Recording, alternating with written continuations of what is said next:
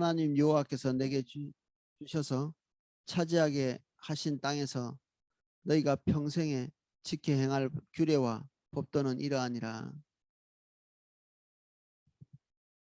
너희가 쫓아낼 민족들이 그들의 신들을 섬기는 곳은 높은 산이든지 작은 산이든지 푸른 나무 아래 있어든지 막론하고 그 모든 곳을 너희가 마땅히 파멸하며 그 제단을 헐며 주상을 깨뜨리며 아세라상을 불사르고 또 그 조각한 신상들을 찍어 그 이름을 그곳에서 멸하라.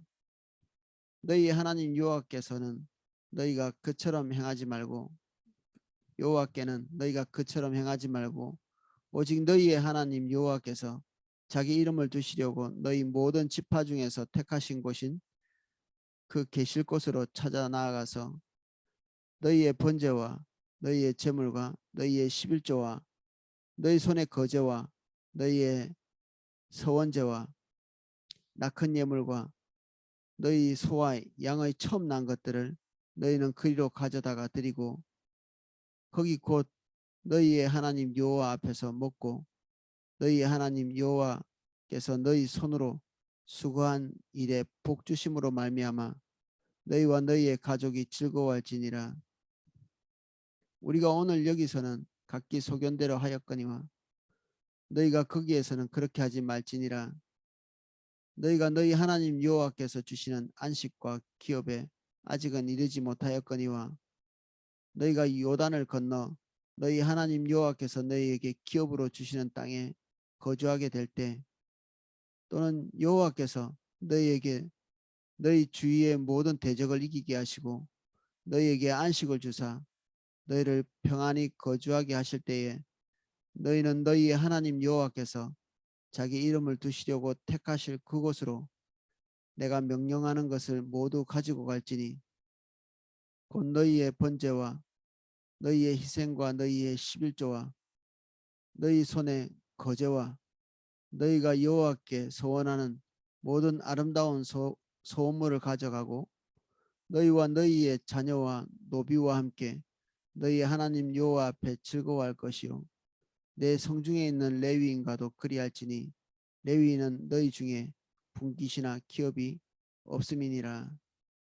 너는 삼가서 내게 보이는 아무 곳에나 번제를 드리지 말고 오직 너희의 한 지파 중에 여호와께서 택하실 그곳에서 번제를 드리고 또 내가 내게 명령하는 모든 것을 거기서 행할지니라. 아멘. 한 절씩 내용을 보겠습니다. 내 조상 1절입니다. 내 조상의 하나님 여호와께서 내게 주셔서 차지하게 하신 땅에서 너희가 평생에 지켜 행할 법도와 규례와 법도는 이러하니라. 차지하게 하신 완료형을 쓰고 있죠. 아직도 전쟁은 일어나지 않았고 그리고 그 땅은 심판되지 않았고 아직도 그 땅의 원래 원주인들 그들은 거기에 건재하고 있는데 하나님께서 이미 땅을 차지했다고 이렇게 선언하고 계십니다. 이건 우리도 비슷하죠. 열방을 너희에게 주겠다고 말씀하셨는데 우리가 획득하고 있나요? 그렇지는 않죠.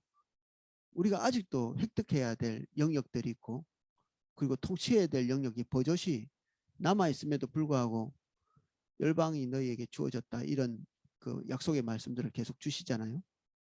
이미 하나님께서 소유하고 계신 거기 때문에 하나님께서 선언할 때 집주인이 어떤 사람과 원래 지금 새들어 있던 사람과 계약을 파기하고 그 계약서에다가 새로운 입주민하고 도장을 찍을 때 이미 그것은 양도가 된 것이죠. 이미 살고 있다 할지라도 이게 원주인의 뜻대로 되기 때문에 그렇습니다. 모든 땅의 주인은 하나님이시고 어떤 땅에 누군가가 거주할 것인가는 하나님께서 결정하시는 거죠. 그러니까 아까 말했던 이 민족들이 원주인이라는 표현을 썼는데 이건 뭐 틀린 말이라고도 볼 수 있죠. 그들은 땅의 주인이 아니기 때문에 그렇습니다. 그럼 이스라엘 백성들이 거기에 들어가면 이스라엘 백성들이 그 땅의 주인이냐? 아니요. 이게 원천적으로는 땅의 주인은 하나님이십니다. 이스라엘 백성들이 들어간다 할지라도 그 땅의 주인은 하나님이십니다. 기묘하게 땅에 대해서는 하나님께서 소유권을 완벽하게 넘겨주시지 않습니다. 이 물질도 비슷하죠. 우리가 11조를 꼭 분리해서 내야 되는 것이 원천적으로 전체가 다 우리 것이 아닌 거죠. 이게 이제 우리가 하나님 앞에서 노예 신분이기 때문에 그 입장에서는 그렇습니다. 우리의 존재 전체가 하나님의 것이기 때문에 우리의 소유가 아닐 뿐 아니라 특별히 땅에 대해서는 하나님께서 소유권을 자기 거라고 주장하고 계시거든요. 그래서 우리는 빌려 쓰는 처지죠. 하나님 앞에서 우리의 모든 것들을.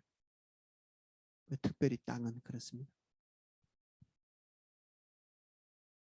그래서 여기 이미 하나님께서 주시지 않은 것들을 이미 주신 것으로 여기고 나아가는 것, 그게 아주 극소수의 사람들에게만 허락되어 있는 믿음의 영역이죠. 주님께서 말씀하셨기 때문에 이미 온 것이나 진비 없는, 이것은 우리의 뚝심으로 되지는 않습니다. 우리의 의지력으로 되지 않고요. 반복해서 말하지만 하나님과의 개인적인 관계 때문에 계속 빈번하게 하나님의 신실하심을 확인하면서 온 사람이 이 말씀에 대해서 두 번도 의심하지 않고 믿고 수용하게 됩니다. 하나님과 개인적인 관계로 인해서 하나님의 신실하심을 빈번하게 경험한 사람, 이 사람이 하나님께서 아직 우리 손에는 주어지지 않았지만 약속하신 그 약속에 대해서 의심 없이 받아들일 수 있는 그런 사람이죠. 그게 믿음입니다. 어느 날 갑자기 막 찾아올 수 있을까요? 아마 어느 날 갑자기 온 믿음은 어느 날 갑자기 사라질 것입니다. 그러나 우리 안에 하나님과의 관계에서 누적되어 있는 이런 데이터라고 볼 수 있죠. 하나님은 이런 분이셨어. 내가 한 번 경험했어. 두 번 경험했어. 세 번 경험했어. 이것들이 누적되어 있는 사람은 하루아침에 그 믿음이 사라지지도 않고 흔들리지도 않을 것입니다. 이스라엘 백성들 안에 지금 40년 동안 하나님이 어떤 분이신지를 경험하게 됐잖아요. 한 세대는 그 땅에서 믿음의 실패에서 죽어나가고 있었지만 한 세대는 하나님이 어떠한 분이신지 태어날 때부터 봤을 거거든요.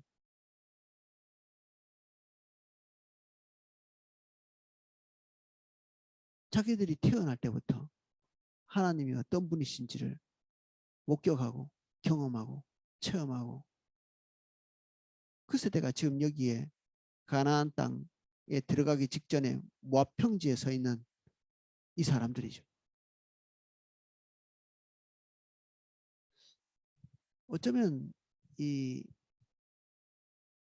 세대가 가장 탁월한 세대일 것입니다. 이 세대가 이스라엘 백성 역사를 통틀어 가지고 이 태어날 때부터 주님과 광야에서 시간을 보낸 이 지금 요 세대, 딱 이스라엘 민족 전체가 또 아니고 이스라엘 백성들 중에서도 딱 이 두 번째 세대, 어렸을 때부터 주님이 어떤 분이신지를 배워왔던 이 세대를 통해서 믿음의 전성기가 일어나는, 슬프게도 이 다음 세대 또 그 다음 세대 갈수록 이 정도의 믿음의 퀄리티를 지키지 못하고 서서히 하나님과의 관계가 후퇴하기 시작하거든요.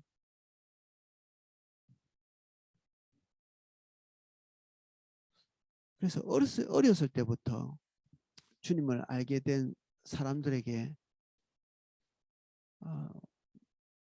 어떻게 보면 하나님의 중책이 맡겨져 있다고도 볼 수 있겠죠. 하나님의 중책이.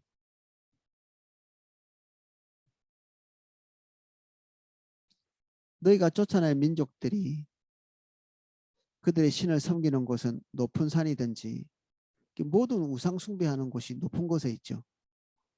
지역적으로 높은 곳이 없다면 제단을 쌓아서라도 높은 곳을 만들죠. 인간의 마음이 우상은 자기들의 세계에 있다는 생각을 하지 못하거든요. 그래서 높은 곳에 제단을 쌓아서 그를 만나러 가려고 하죠. 가까이 있다 이런 느낌을 가질 수 있도록.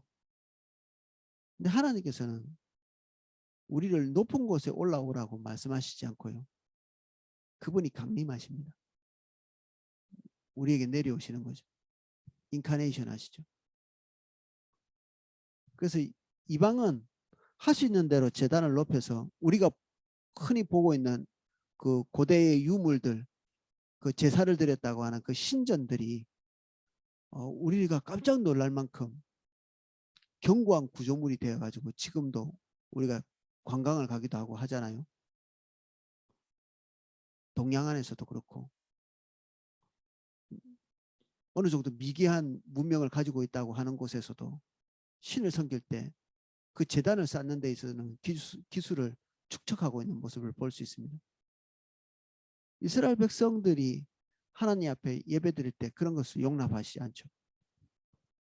철 연장을 가지고 돌도 다듬지 말라고 하시거든요. 철 연장으로 돌을 다듬게 되면 하나하나 차곡차곡 쌓아서 높이 올릴 수 있는 여건이 되는 거죠. 그러면 철 연장으로 다듬지 못하면 쌓을 수 있는 게 한계가 있죠. 이렇게. 그러니까 그 재단 자체가 우상이 되지 못하는 것이죠. 쓸모없고 하나님의 임재와 관계없는 종교적인 어떤 퍼포먼스나 구조물들을 하나님께서 금하고 계시는 거죠. 여기에서 그런 어떤 인간에게 신의식, 신을 인지하는 그 감성을 일으킬 만한 것들을 제거하라고 하시는 것입니다. 가장 그 인간이 쾌적한 느낌을 줄 수 있는 큰 나무 아래도 마찬가지입니다. 이 근동지방에는 태양이 뜨겁잖아요.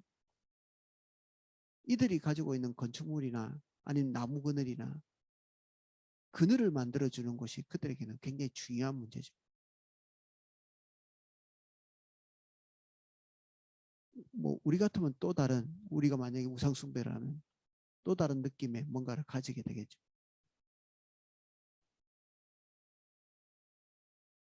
작은 산이든지 푸른 나무 아래든지 막론하고 그 모든 것을 너희가 마땅히 파멸하며, 그들이 신을 섬기기 때문에 그 요지가 다른 장소들보다 훨씬 인간에게 이렇게 안락함을 가져다 주는 그런 장소일 것인데, 그곳에 갈 때마다 그것들을 다 파괴하라고 말하고 있죠. 그 장소의 문제가 아니라 이미 오염된, 의미가 달라진 그런 것들을 파괴하도록 요구하고 있습니다. 그 제단을 헐며 주상을 깨뜨리며 아세라상을 불사르고 또 그 조각한 신상들을 찍어 그 이름을 그곳에서 멸하라. 그 이름, 그것들이 가지고 있는 의미, 아세라가 가지고 있는 의미, 풍요, 쾌락, 강함, 이런 의미들을 파괴하는 거죠. 멀쩡하게 이 형상만 파괴하고 제단만 파괴하고 그 이름은 파괴하지 않는, 겉으로는 아무것도 섬기지 않고 정말 부셔놓지만 그 이름은 버젓이 남아있는, 그 이름이 버젓이 남아서 어떻게 되냐면 여호와의 그 신앙과 딱 붙어버립니다. 그래서 우리가 기복신앙을 추구하는 것처럼 우리가 하나님이라고 이름은 부르고 야훼라고 하고 예수님을 부르지만 우리 안에 우상숭배하던 그 본질적인 그 신앙 고백, 우상에게 하는 본질적인 신앙 고백, 우리가 원하는 것, 우리의 목표, 우리가 달려가고 싶은 것, 우리의 염원, 이것을 관철시켜 주시는 신, 야훼에게 딱 붙여놓는, 여호와에게 붙여놓고 적절히 더 잘 섞을 수도 있겠죠. 북이스라엘이 했던 것처럼 소를 이렇게 세워놓고, 또는 광야에서 했던 것처럼 아피스라고 하는 그 이집트 신, 그 황소의 모습에다가, 송아지의 모습에다가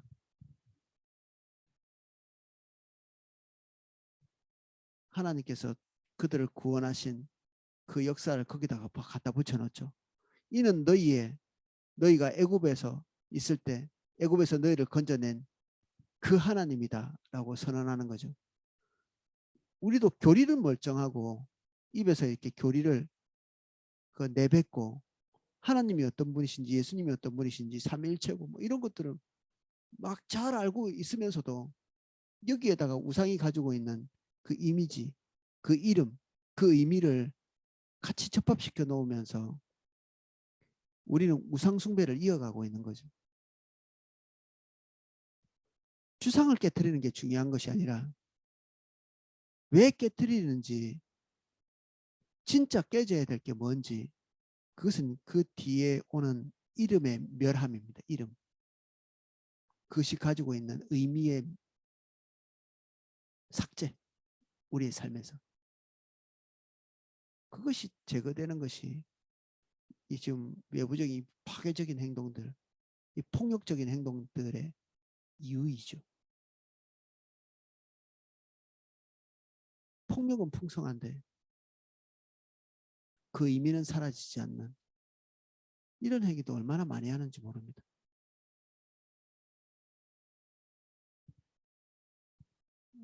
옛날에 탈레반이 그 비행기로 엄청나게 오래된 그 석상을 폭격해 가지고 파괴했는데, 그 파괴하면 뭐 하겠습니까? 그게 우상 숭배하는 거, 우상을 깨트리는 본질적인 이유는 다 떠나버렸죠. 그들 안에는 탐욕, 탐심, 그들이 기대하는 바, 인간적인 야욕, 야망, 벌겋게 살아있으면서 비행기로 그런 것들을 폭격하면서 그들의 신에 대한 충성을 맹세하는, 어떻게 표현되든지 간에 다를 것은 없죠.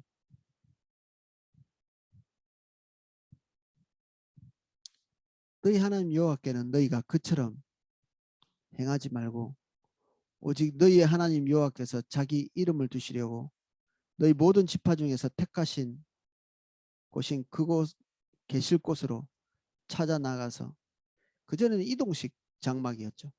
근데 이 이동식 장막이 더 이상 이렇게 이동해 가지 않게 됩니다. 가나안으로 들어가게 되면. 그래서 이 하나님이 거주하시는 이 천막이 고정이 돼 버리죠. 더 이상 왔다 갔다 하지 않고 한 곳에 머물게 됩니다. 그 전에는 이것을 폈다가, 그리고 이동할 때는 다시 접었다가, 그리고 그것을 이동해야 되는 직임도 따로 있었죠. 레위 지파 중에서 세 개 지파로 나누어져서, 세 개의 그 족속으로 나누어져 가지고 이동시키는 그 물품들도 다 세분화돼서 나누어져 있었습니다. 근데 이제 그런 사람들이 필요 없게 되죠. 그래서 그들의 직임들이 이제 이 가나안에 정착하게 되면 이 하는 기능들이 달라지게 됩니다.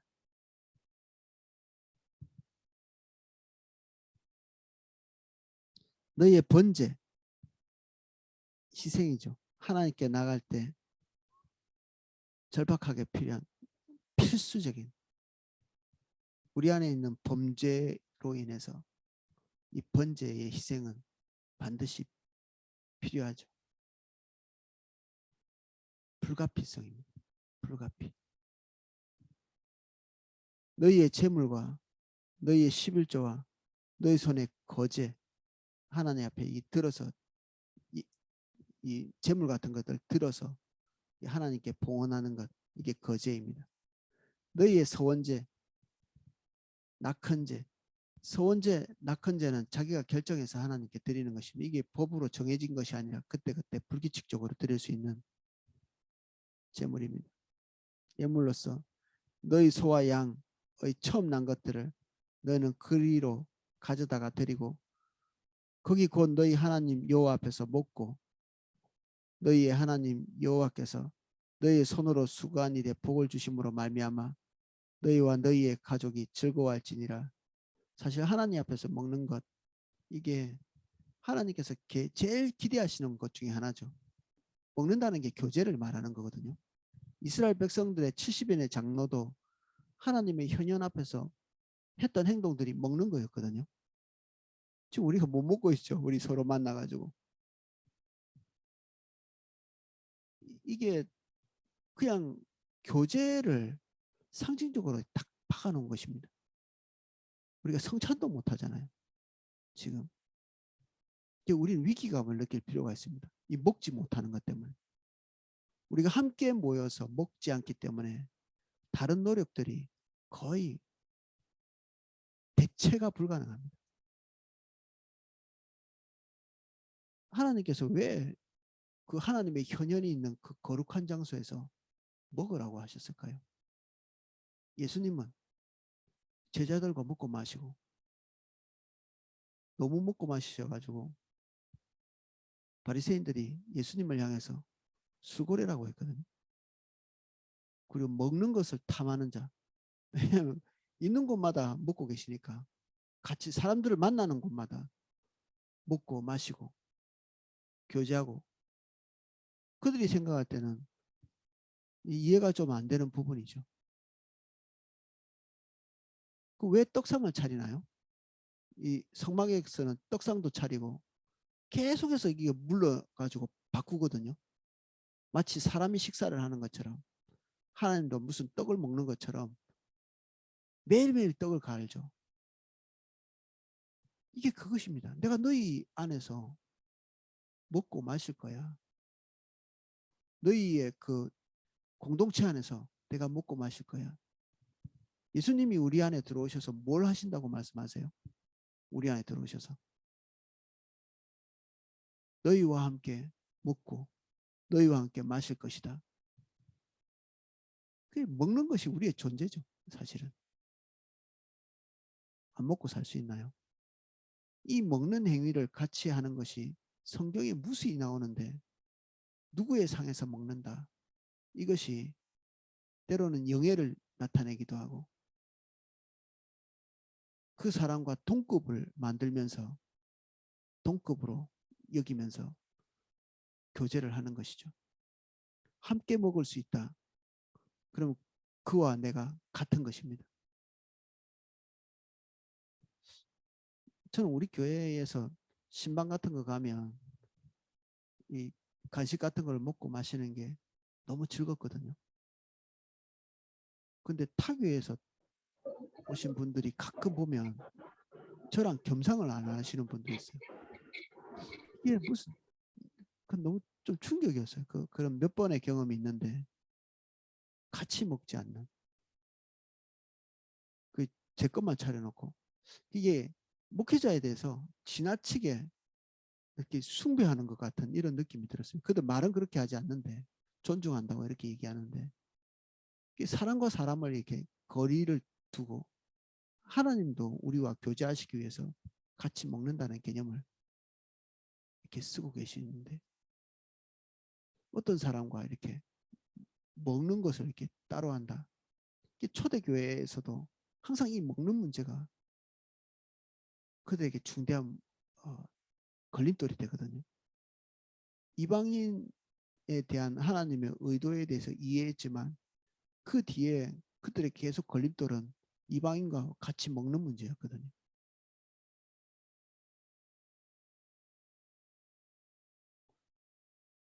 상대방을 수용하지 않으면 같이 먹을 수 없죠.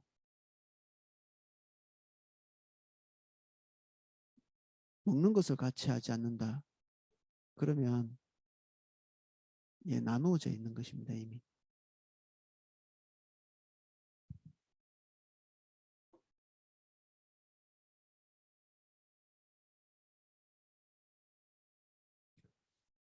8절. 우리가 오늘 여기에는 여기에서는 지금 가나안 땅을 건너가기 전의 여기입니다.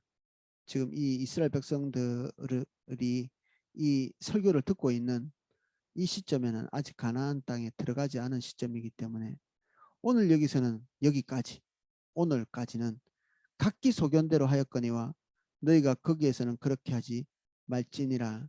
예배를 아마 자율적으로 할 수 있도록 한 곳에 정착되어 있는 곳에서 예배하지 않은 그런 거죠. 그들 눈에 이렇게 바라보기에 항상 이게 구름 기둥, 불 기둥이 있었기 때문에, 눈에 가시적인 곳에 있었기 때문에 아마 각자의 그 예배 장소에서, 각자의 처소에서 예배했는데, 이제 가면 그 구름 기둥과 불 기둥이 이제 제거되고 사라지고 이 성전에서 모여서 예배하고, 그 각자 자리가 아니라 어떤 지정된 장소에 가서 예배하는 것.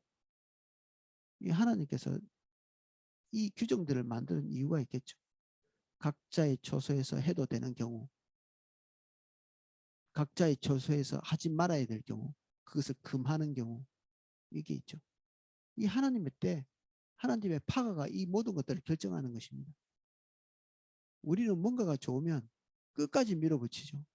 아니요. 이게 초지일관이 하나님이 기대하시는 바가 아닙니다. 우리는 하나님께서 말씀하시는 그때 계시되어진 어떤 부분들이 있을 때 계속해서 바뀌는 거죠. 변화됩니다. 이제 이 요단강을 건너고 나면 그들이 예배하는 방식이 완전히 달라질 것입니다. 이 하나님의 기대를 따라서 변화무쌍하지 않으면 우리는 영적인 부분에 있어서 쭉 도태돼 버립니다. 우리는 한번 고정된 것을 끝까지 가져가고 싶은 그런 욕구들이 있거든요. 거기서 편안함을 느끼는. 그래서 영적인 세계에서는 뭐 우리 젊은 친구들이 쓰는 표현으로 고인물이 된다고 하거든요. 오래 익숙해서. 우리 찬양 같은 거 이거 진짜 위험한 거. 지금 현재는 우리 다 외우죠 거의. 그래서 우리의 생각이 집중하지 않아도 우리 입에서 줄줄 세워져 나올 수 있는, 우리는 이미 고인물, 고수, 달인 돼버렸죠. 예배의 달인. 근데 어쩌면 이것이 우리에게 굉장히 위험한 순간일 수 있습니다. 우리의 전부를 다하지 않는 예배가 될 수 있죠. 전부를 다하지 않는. 전부를 다하지 않는 것은 예배가 아니거든요. 희생 없는 것은 예배가 아닙니다. 편리한 것은 이미 예배의 본질에서부터 떠난 것입니다. sacrifice, sacrifice, 희생. 다윗이 예배자였죠. 내가 희생 없이는 예배하지 않겠다.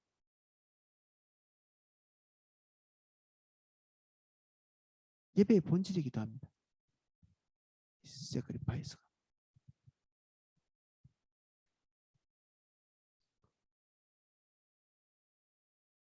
9절 너희가 너희 하나님 여호와께서 주시는 안식과 기업에 아직은 이르지 못하였거니와 너희가 요단을 건너 너희 하나님 여호와께서 너희에게 기업으로 주시는 땅에 거주하게 될 때, 또는 여호와께서 너희에게 너희 주위의 모든 대적을 이기게 하시고 너희에게 안식을 주사 너희를 평안히 거주하게 하실 때에 너희는 너희 하나님 여호와께서 자기 이름을 두시려고 택하실 그곳으로 내가 명령하는 것을 모두 가지고 갈지니.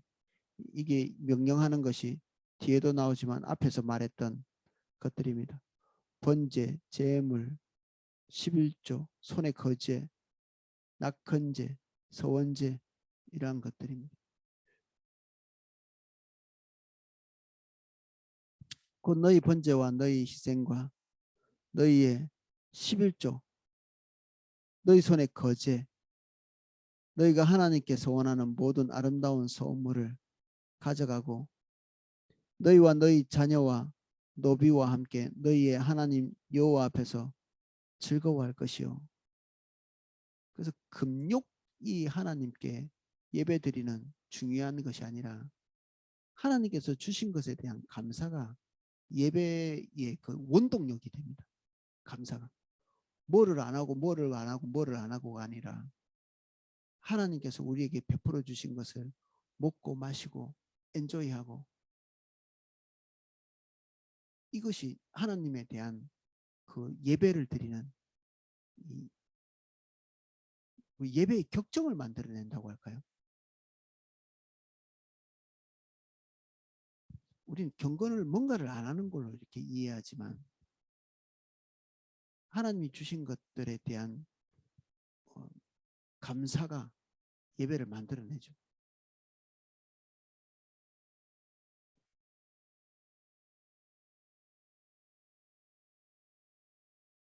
그래서 하나님이 주신 것을 같이 먹고 마시고 즐거워하고, 여기에는 자녀 같이 반드시 함께하고 싶은 사람, 동시에 노비, 이 노비는 여러 가지 형태로 노비가 된 사람들입니다. 경제적인 타격을 입어서 그 빚을 갚지 못해서 들어와 있는 노비, 우리는 빚을 갚지 못하는 자와는 원수 관계죠, 거의. 근데 빚을 탕감받기 위해서 들어와서 6년간 노동을 하고 있는 그러한 사람들, 또는 돈 주고 산 사람들, 이 노예에 대한 태도가 가족이나 진배 없죠. 노예가 가족과 동일한 취급을 받는다면 노예 제도가 노예 제도인가요? 그렇지 않죠. 우리는 노예 제도를 폐지했지만 가족과 타인을 높은 벽을 쌓고 분리하죠. 어떤 면에서는 노예보다 더 혹독한 인간관계를 지금도 가지고 있는 겁니다. 우리는 노예 제도가 없다고 우리가 되게 그 문명화된 사회에 살고 있다고 자부심을 가지고 있지만, 내적으로 들어가면 인간의 본질은 구조, 정치 구조나 사회 구조나 계급 구조나 이런 것들과 상관없이 하나님과 현저히 멀어지기도 하고, 노예 제도가 버젓이 있음에도 불구하고 정말 살만한 사회, 하나님께서 기대하시는 복지가 살아있는 그런 사회가 되기도 합니다. 그러니까 사회주의, 민주주의 자꾸 그런 얘기를 하지 마십시오. 그 누추하게 짝이 없는 것들을 계속 말하면서 저한테도 계속 문자 오고, 문자 올 때마다 너무 화가 납니다. 그 시간에 성경이나 좀 더 읽지. 목사들도 그렇게 문자 보내는 사람들이 있습니다.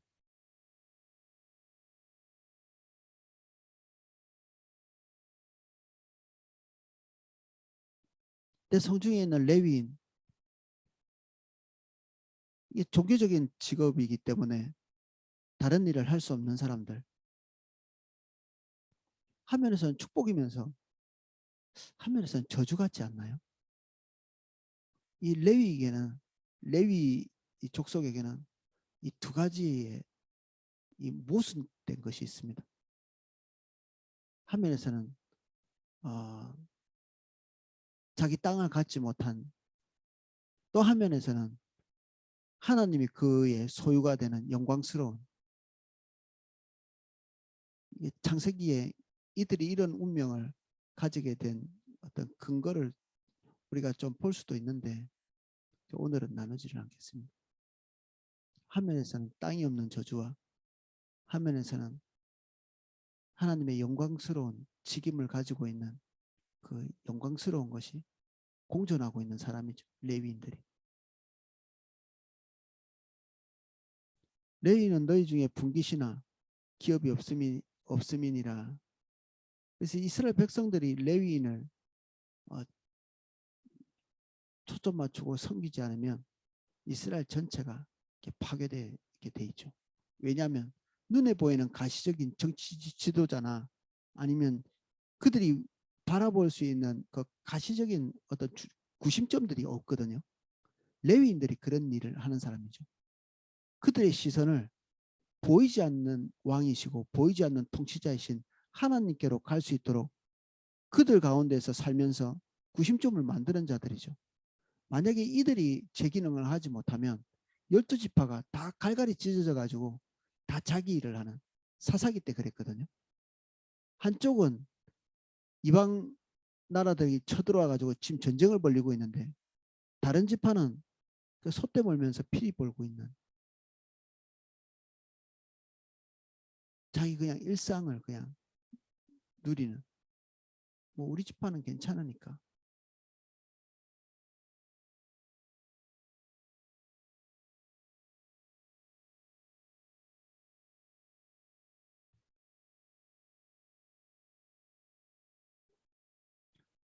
하나님께서 너무나 중요한 일, 그들이 눈이 주님을 봐야 되기 때문에 레위인들에게는 중대한 결핍을 안겨주시면서 이스라엘 백성들에게 집중할 수 있도록, 그리고 하나님께 집중할 수 있도록 거기에 목숨을 걸고 살 수밖에 없도록 이런 삶의 구조를 만들어 놓으신 거죠.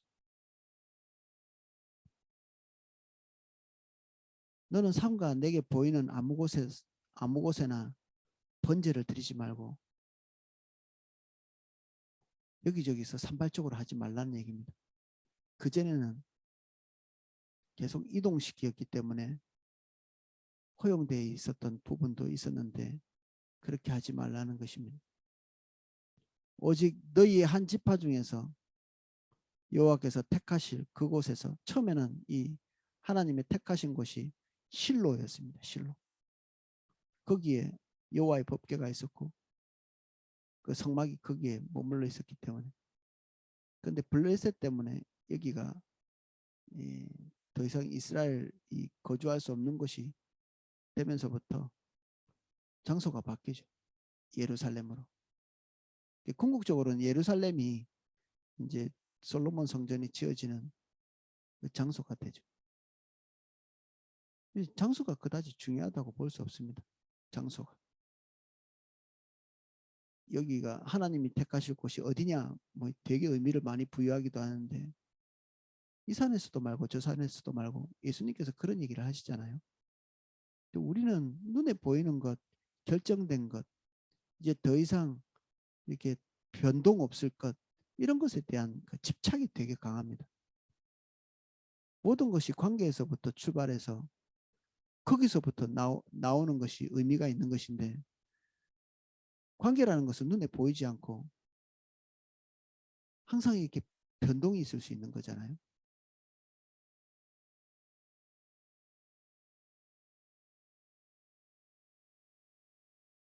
우리를 긴장시키죠. 이 관계 자체가. 번제를 드리고 내가 명령하는 모든 것을 거기서 행할지니라. 하나님과의 관계에 대해서 여기만 나오지는 않을 겁니다. 계속 반복하고 반복하시는 하나님의 의도는 한면에서는 염려죠. 한면에서는 이스라엘 백성을 향한 그 집착 비슷한 느낌이 있죠. 집착. 하나님의 목표는 이스라엘 백성들에게 있습니다. 그리고 열방에 있고 그들을 이용해서 뭔가 이렇게 다른 것을 기대하시지 않습니다.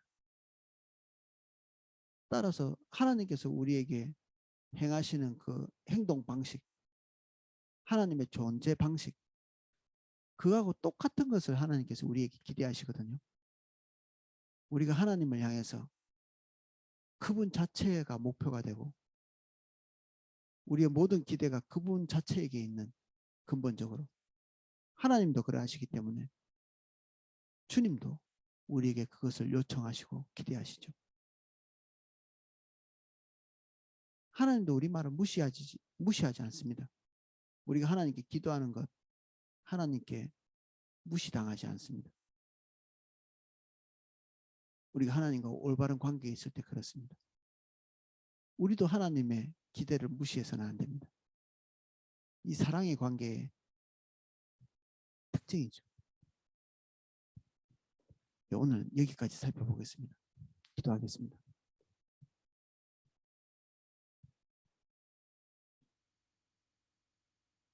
이제 곧 달라질 예배 방식, 삶의 방식, 그동안과는 달라지는 하나님과의 만남의 형식이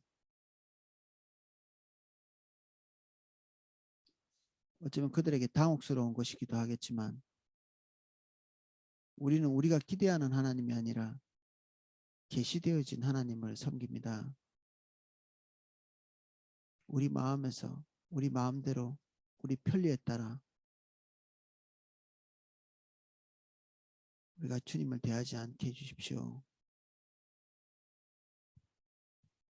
주님은 이미 우리의 규정 속에 계시지 않습니다.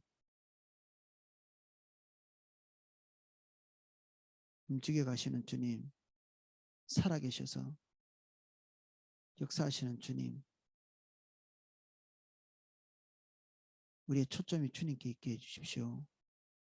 살아계신 주님께 우리의 초점이 있고 말씀하신 규정과 특정한 장소나 형식에 우리의 초점이 있지 않도록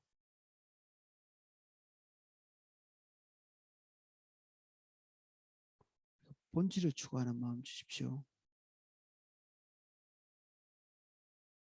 관계를 추구하는 저희들 되게 해주십시오. 주님 이 시간 오셔서 우리의 마음을 새롭게 하시고 우리의 신앙이 주님과의 관계보다 또 다른 것을 겸하여서 근사한 무게로 중요도를 두고 있는 것이 있다면 우리의 삶을 정리할 수 있도록 도와주시고 우리의 안주한 모든 것들을 제하시고 살아계신 주님을 따라 움직일 수 있도록 도와주십시오.